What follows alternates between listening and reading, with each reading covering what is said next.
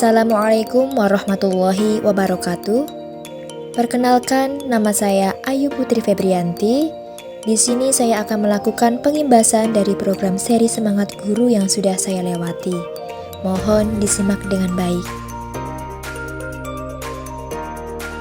Tujuan diadakannya program ini yaitu 1. Memberikan pembekalan kemampuan non-teknis bagi para guru dalam proses adaptasi teknologi.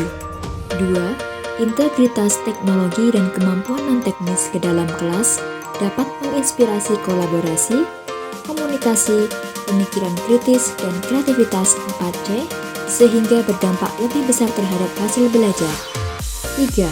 Memberikan kesempatan kepada guru-guru di Indonesia untuk saling membantu dan berkolaborasi dalam peningkatan kompetensi non-teknis.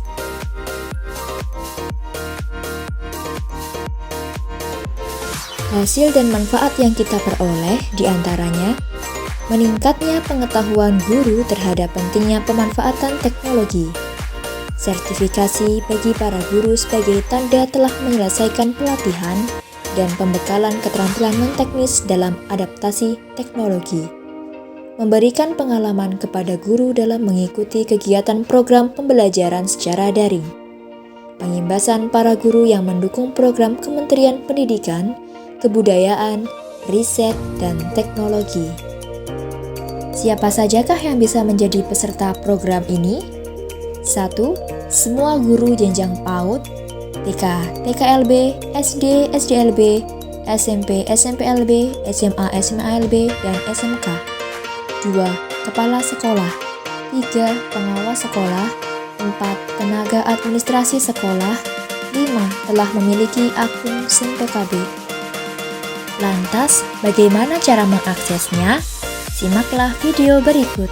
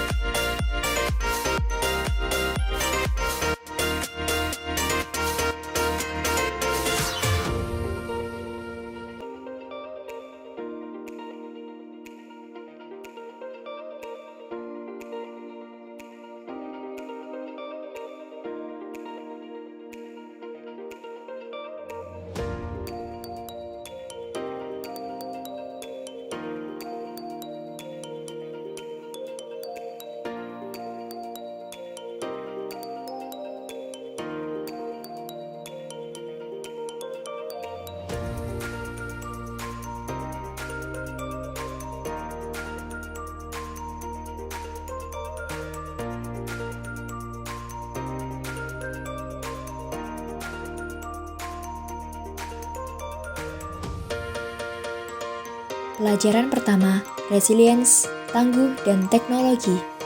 Apa itu resiliensi?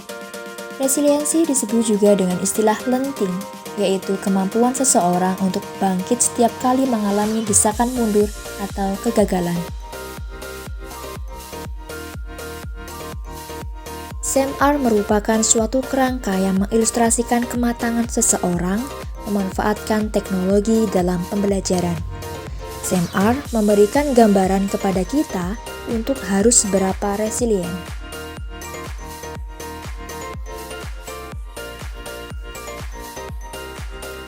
Ada 4 tingkat kematangan yang dimiliki seseorang dalam pemanfaatan teknologi. Tingkat yang pertama, substitusi. Tingkat yang kedua, augmentasi. Tingkat yang ketiga, modifikasi. Dan tingkat yang keempat, redefinisi. Pelajaran kedua, critical thinking. Berpikir kritis dan teknologi. Apa itu berpikir kritis? Memutuskan apakah menerima, menolak, atau menunda suatu pernyataan.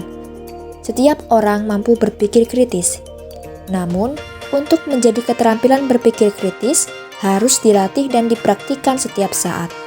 Semakin dilatih, semakin akurat, maka semakin menjadi insting. Hasil berpikir kritis yaitu penilaian dan keyakinan. Pelajaran ketiga, creativity, konten dan teknik penceritaan. Apa yang dimaksud dengan konten? Konten merupakan segala bentuk komunikasi, terutama audiovisual, yang berisi sebuah informasi, hiburan, atau ajakan. Tahapan membuat konten. Yang pertama, membuat rencana. Yang kedua, mengeksekusi. Yang ketiga, memasarkan. Tahap pertama, merencanakan. Mengetahui masalahnya, mengetahui solusinya, dan mengetahui pemirsanya. Tahap kedua, mengeksekusi. Impact, mengetahui dampaknya. Communication, dan persuasion atau mengajak. Tahap 3, memasarkan. Menggunakan pengantar yang tepat. Merujuk pada waktu yang tepat dan mengajak pemirsa untuk melihat konten yang kita buat. Jadikan kemampuan bercerita tidak hanya tugas untuk dikerjakan, melainkan semangat belajar sesuatu yang baru, karena kemampuan bercerita berguna di kehidupan kita sehari-hari. Pelajaran keempat, communication, komunikasi efektif. Komunikasi merupakan proses pertukaran ide, pemikiran, pengetahuan, dan informasi yang disajikan dengan cara paling dipahami oleh penerima informasi, sehingga maksud atau tujuan dapat terpenuhi sebaik mungkin. Pelajaran kelima, Empower Teacher, penerapan kelas campuran. Penerapan kelas campuran menyajikan pembelajaran yang optimal karena bisa menyediakan pengalaman belajar kepada peserta didik sesuai kebutuhan dan pola belajarnya. Berikut merupakan ciri-ciri konsep pembelajaran campuran.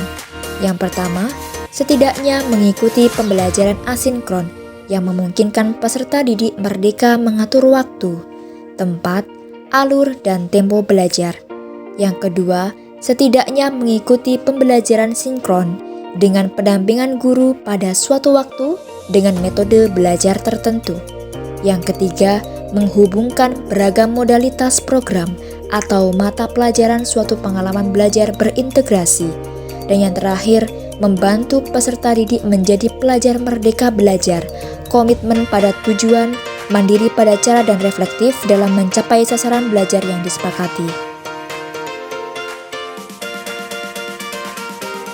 Pelajaran keenam, collaboration, kolaborasi, dan dampak. Saya mengajak Bapak Ibu mempraktikkan materi keseluruhan pembelajaran pada program Guru Belajar dan Berbagi, seri Semangat Guru. Kemampuan non-teknis dengan berkolaborasi dengan memaksimalkan semua sumber daya, aset, kekuatan, potensi, kompetensi yang ada pada diri dan lingkungan sekitar.